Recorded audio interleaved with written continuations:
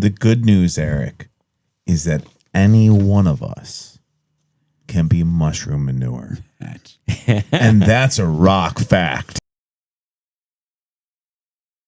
The podcast you're about to listen to may contain objectionable language, adult and or immature content, mentions of Jesus Christ, and unironic readings of holy Christian scriptures. If any of this is likely to offend you in a manner that you find less than enjoyable, maybe don't listen.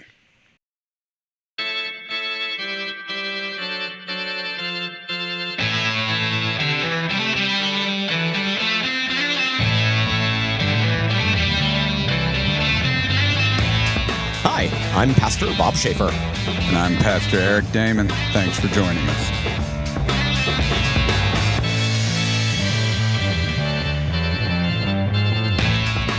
Welcome to A Comedians with Pastors Talking Bible Short Take. Short take. That we are trying to get back into doing what we do weekly.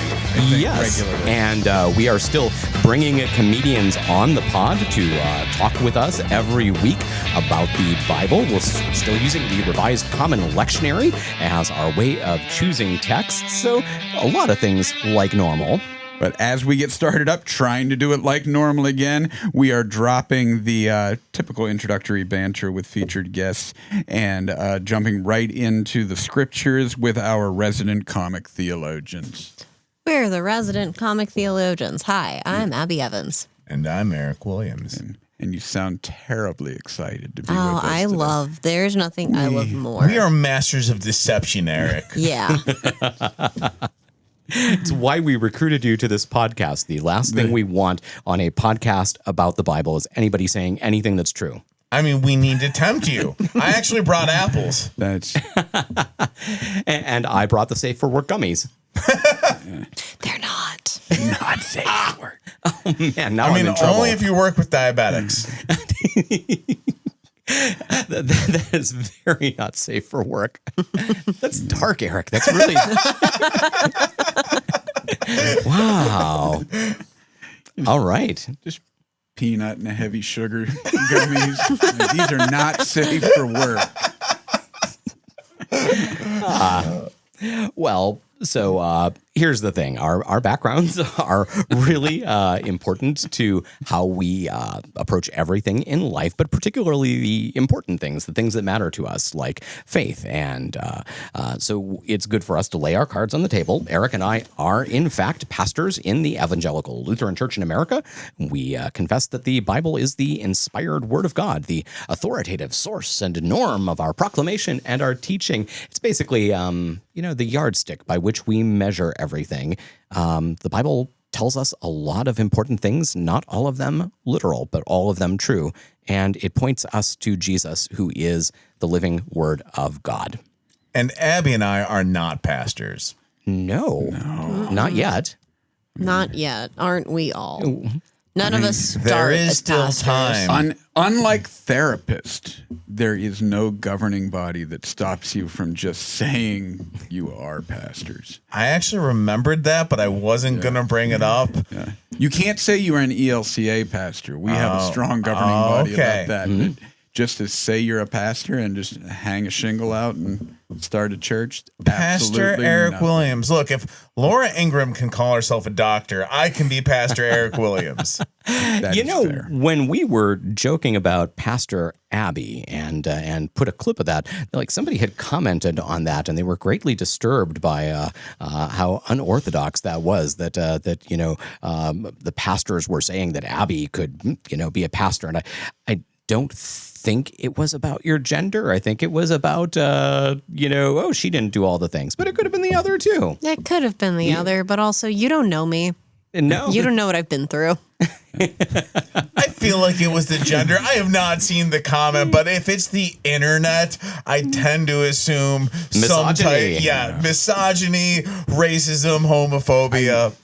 I feel like the circles that Bob and I just disseminate the things we put out into are not so much in the women can't be pastors camp. Well, at least I hope I hope Yeah, but that the algorithm aligns us not. But then again, the algorithm is a rage-based If Tony thing. Hinchcliffe can call himself a comedian, you can call yourself a pastor. Yeah, you should see the Don't things let- that That is YouTube. solid because the word comedian and the word pastor have exactly the same amount of governing requirements Yeah, to use. yeah.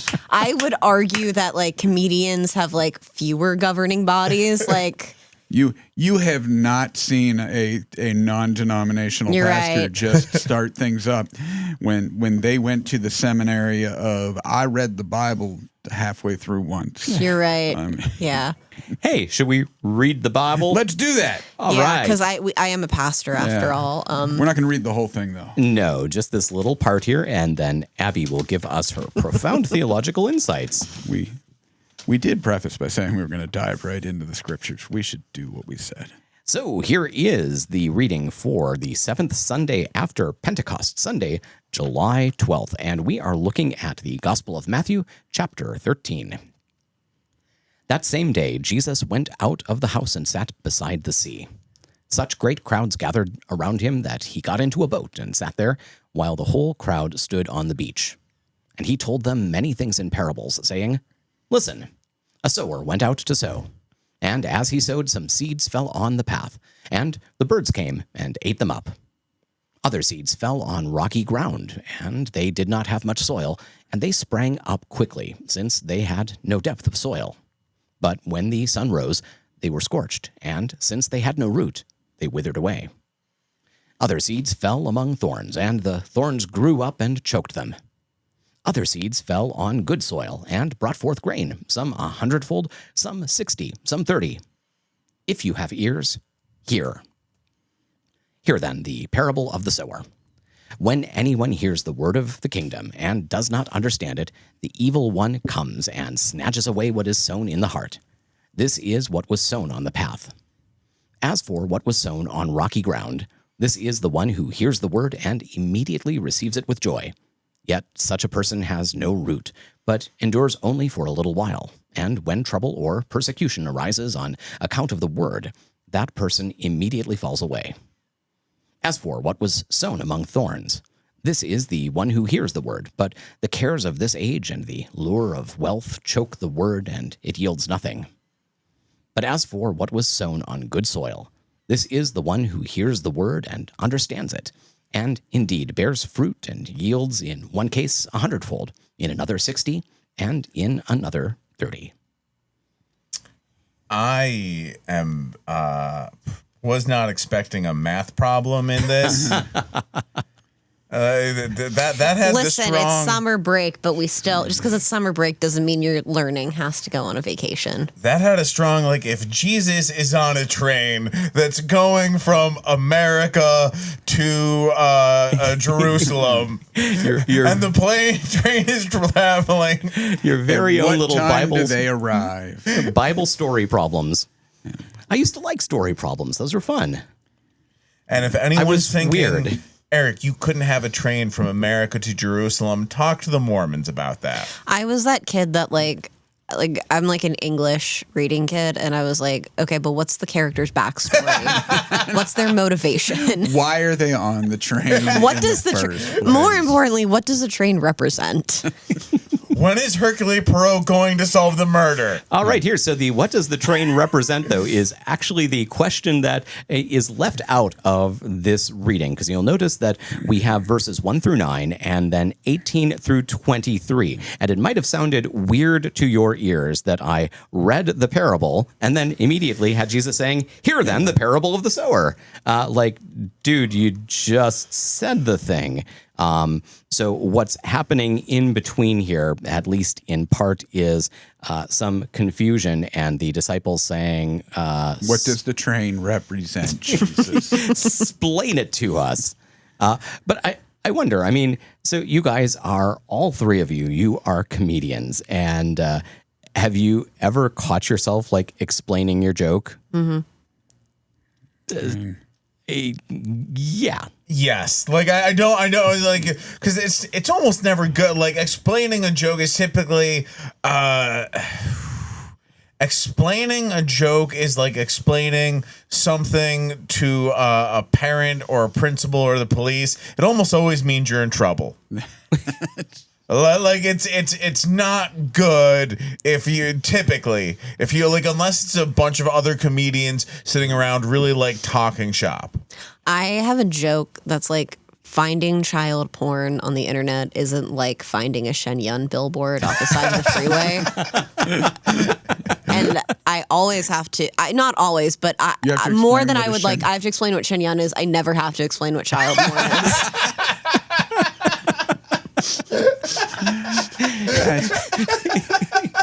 Take that statement on our culture for whatever it is worth.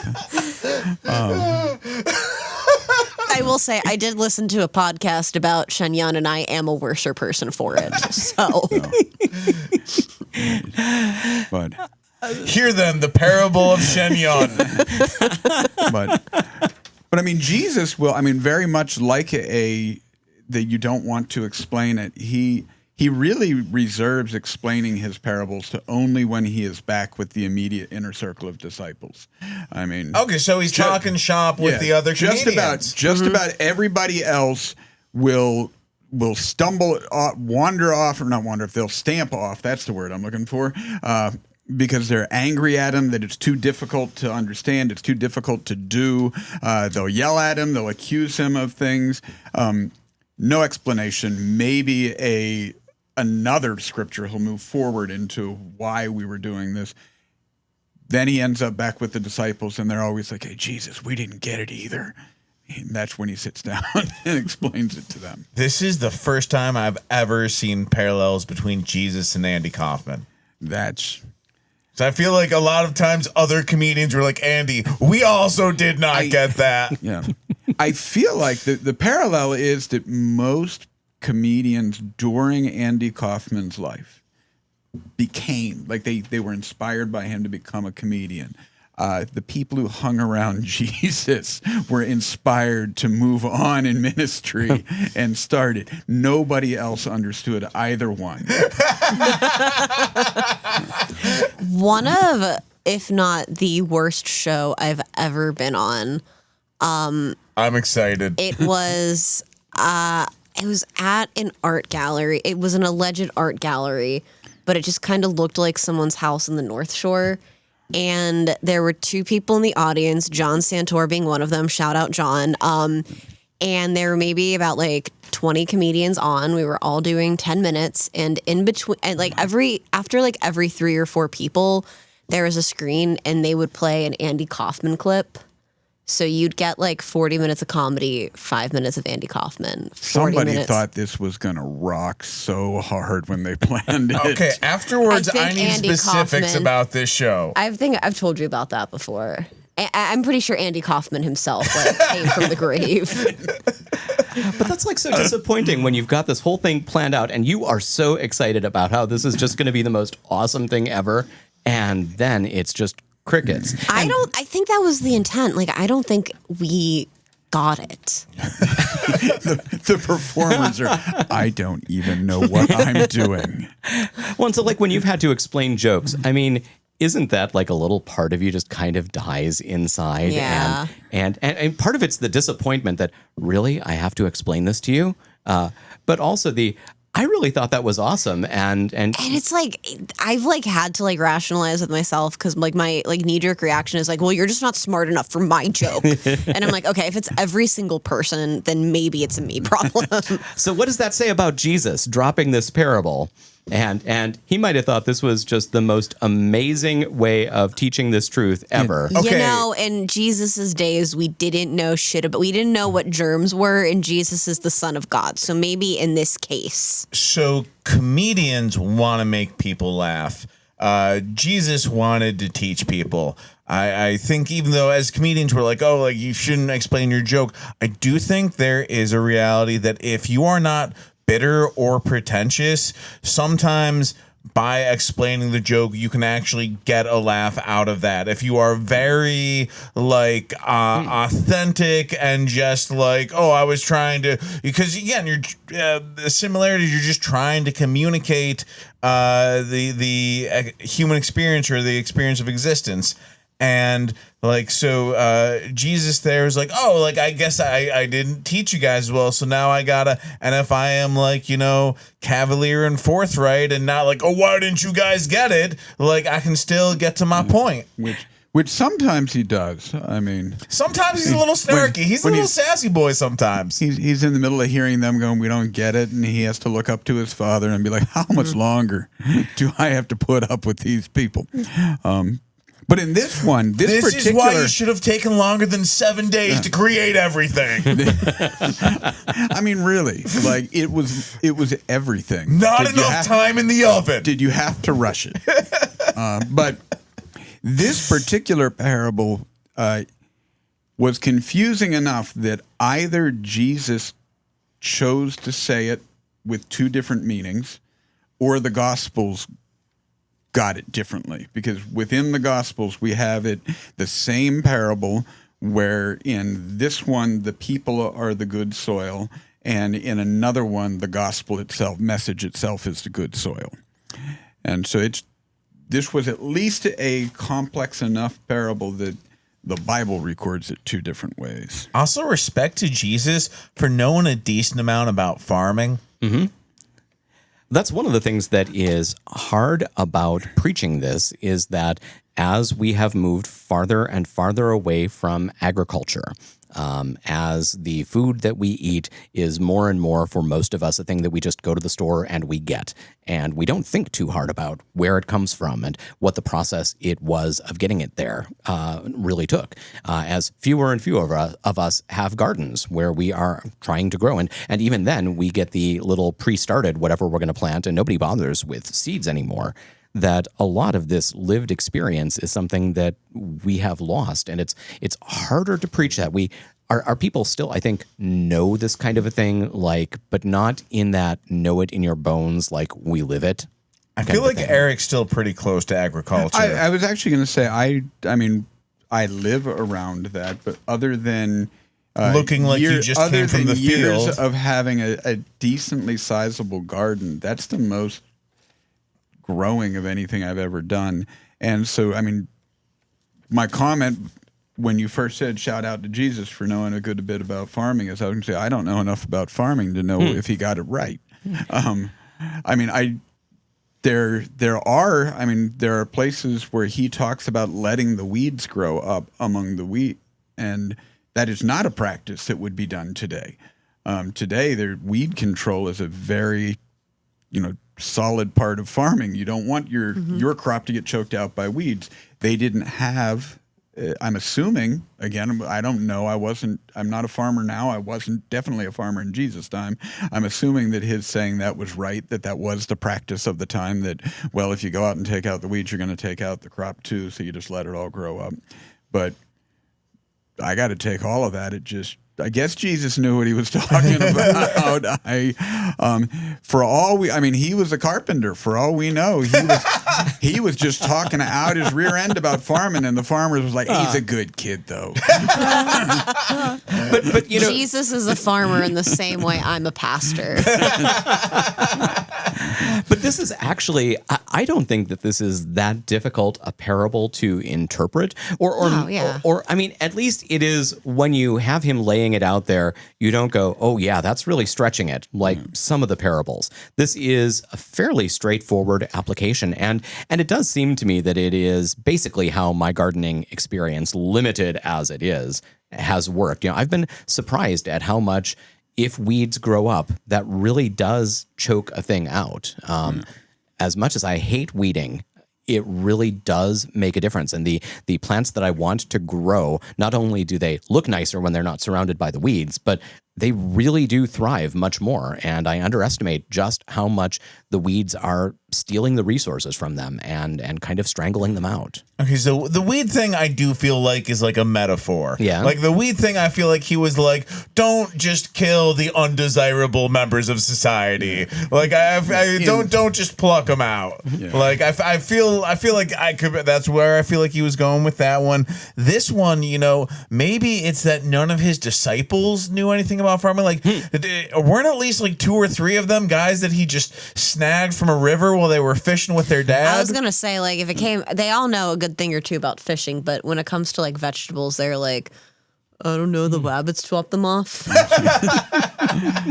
Yeah, but I was gonna say he did kind of cook with this parable, and I'm like, this is just overkill, bud. Just like let it simmer. I mean, it's well crafted though. I mean, I'm like, it works. The shallow roots. I mean, when I think about, again, weeding. Now, this is the stuff that I'm trying to pull as opposed to the stuff that I want to stay. But the difference that mulch makes, that there are some of those weeds that have the deep tap roots, and they are so hard to get out.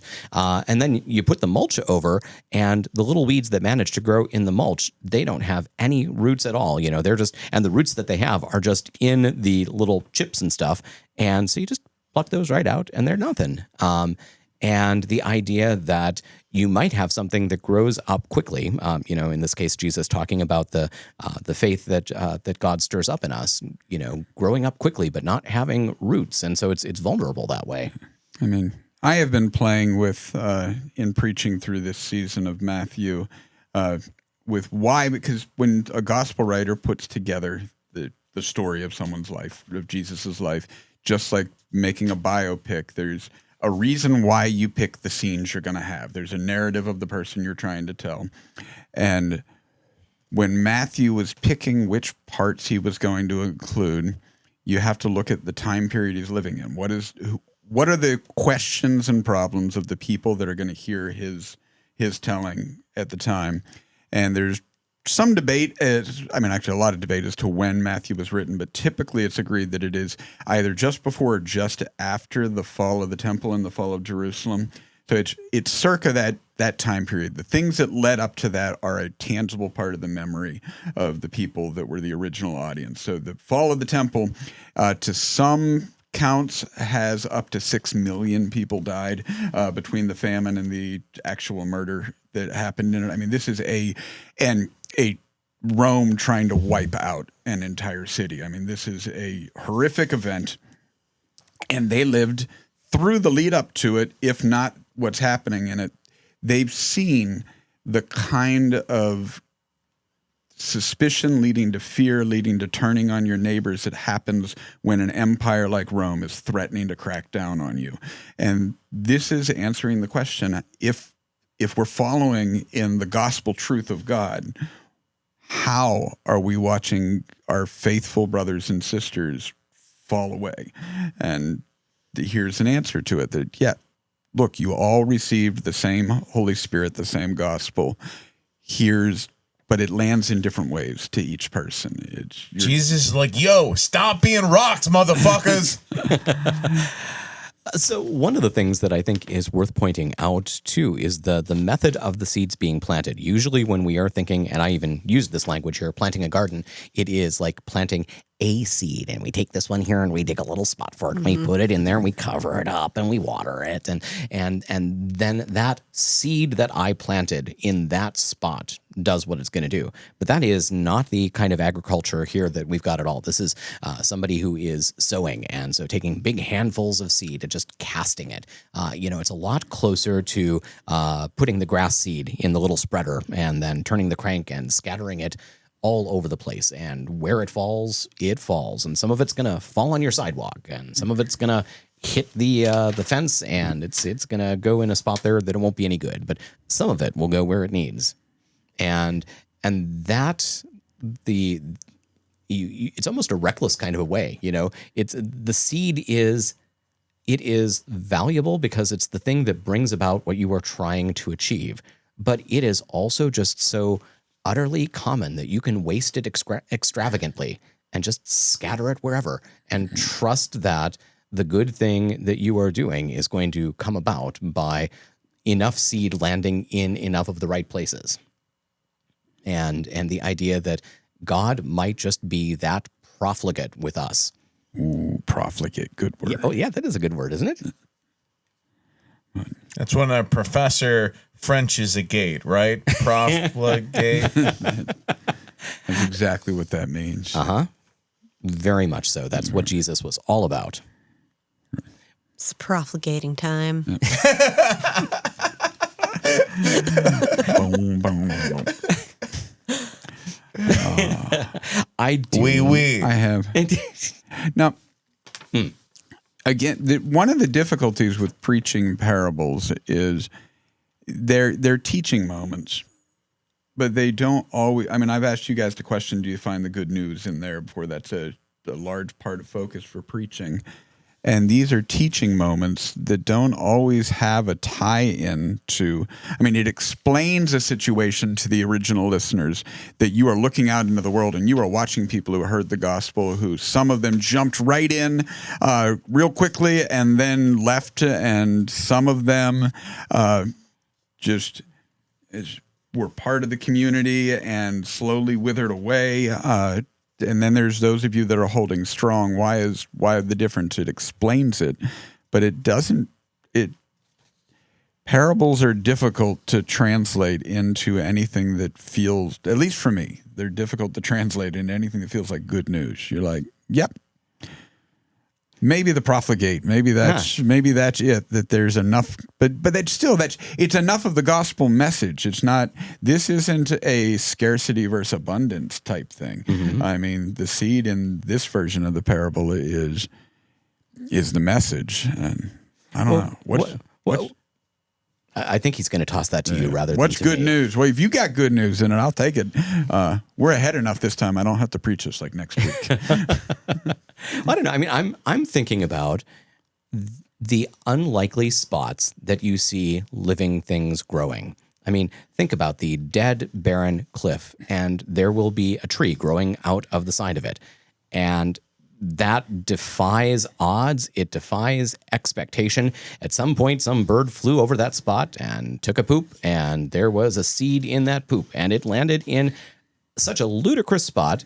And yet, years and years later, there's a tree hanging on to life. And in this parable, we are not the little seedlings. We are the soil. And even improbable soil sometimes produces good things if the seed is profligate enough.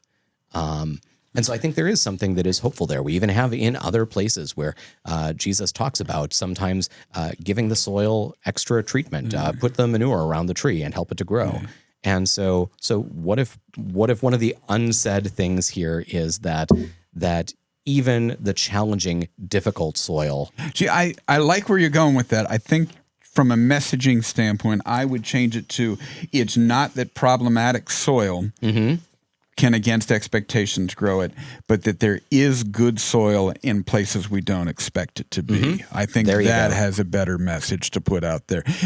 The problematic soil bearing fruit ends up turning into another way of, it doesn't really matter if I've seen the fruits of the Spirit in them. They're still a problematic person. But good soil being where we don't expect it. I like that. And what about that problematic soil can be made better? It can be cared for, that a gardener will know if the pH of the soil is not right for growing this plant to be able to adjust that. I knew nothing about pH of soil. I called the farmer up the road and said, I need another truck of mushroom manure. Dump it on my garden, please. We know about the pH of soil because we've got hydrangea, and you can put coffee grounds in the soil to adjust the acidity, and it changes the color of the flower you're going to get. If you want purple ones, put some coffee grounds in there and make it more acidic. Yeah. The good news, Eric, is that any one of us can be mushroom manure.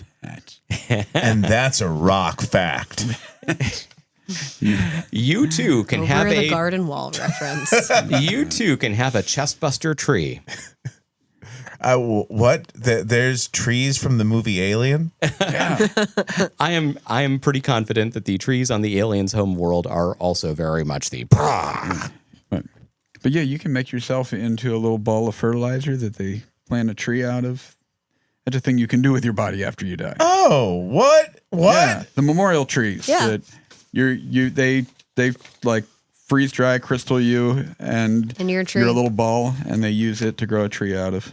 And then when they decide that they want an AI data center, they'll cut you down, and you'll become AI. Wow. Try preaching the good news there, huh?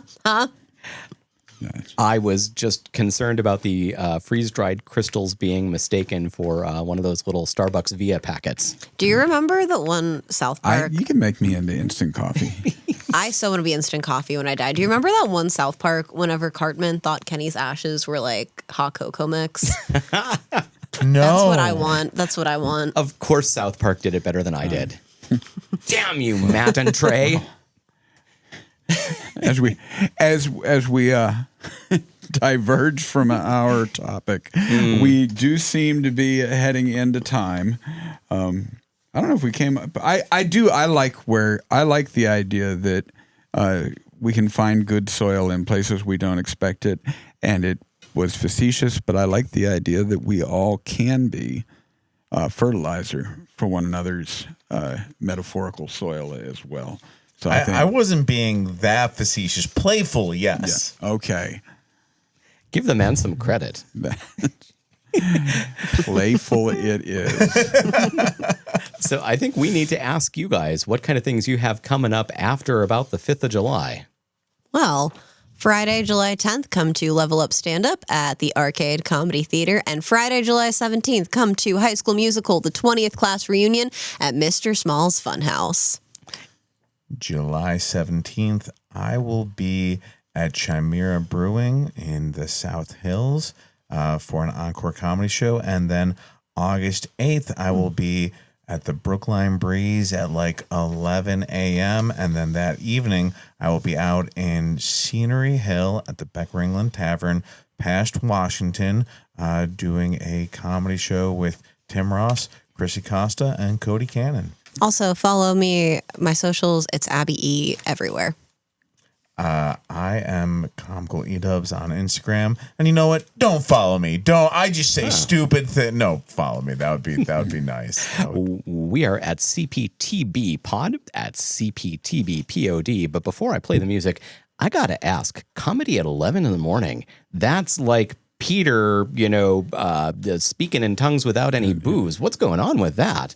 I mean, if you're asking, so the simple answer is our good friend Cassie Bruno is a valuable member of the Brookline community. Brookline Breeze, you were there last year. Yeah. And it is a show that everything, if it is described to you, sounds awful for a performer. You are performing to people that are just passersby at a street festival after a running race.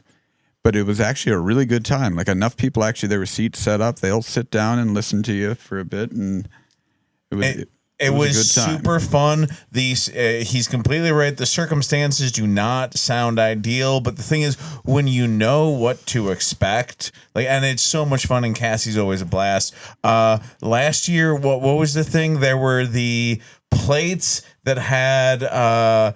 Was it all scenes from Gone with the Wind? Yes. Yeah. And then so she had us do an improv game, then bought one of the plates for was her name Mary? There was this 80-year-old lady that just sat and watched the entire thing, and she wasn't anyone's parent.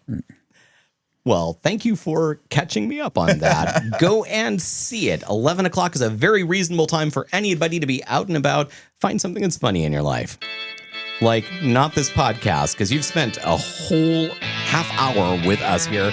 And since we probably have offended you, we are sorry. As we always tell you, we're not sorry. You need to have accountability in your life. Can we be your accountability partner? You can start by liking us, subscribing to us, share us with all the good people in your life. Share us with all the bad people in your life, the rocks, the weeds. We'll take the listeners. Sure will. And we will be back in a week with more funny and more profound theology. Until then, may the Holy Spirit do her thing in your life.